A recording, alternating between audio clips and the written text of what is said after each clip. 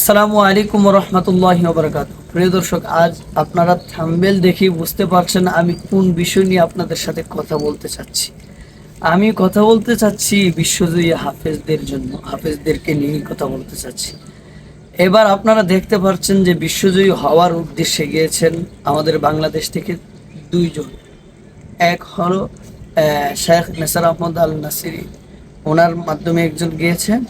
আরেকজন মুফতি আব্দুল কাইমুল্লাহ আর রায়হান ইন্টারন্যাশনাল মাদ্রাসার প্রতিষ্ঠাতা পরিচালক, ওনার মাদ্রাসা থেকে আব্দুল্লাহ আল মারুফ গিয়েছেন।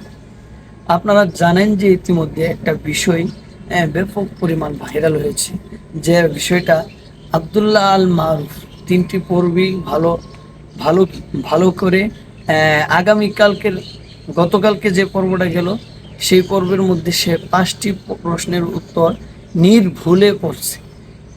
এই নির্ভুলে পড়ার কারণে তার উস্তাদ, আপনারা দেখতে পাচ্ছেন তার উস্তাদ তাকে জড়িয়ে ধরে কান্না করতেছে। সারা বিশ্বের মানুষ এক নজরে ছাত্র এবং শিক্ষকদের ভালোবাসা দেখতেছে, এক নজরে থাকে। এমনকি এই যে শত শত কোটি কোটি মানুষ দেখলো, এই ভিডিওগুলা, এই ছবিগুলা, শত শত মানুষের চোখ দিয়ে পানি এসে পড়লো। আমিও এই ছবিটা দেখে আমি নিজেকে স্থির রাখতে পারি না।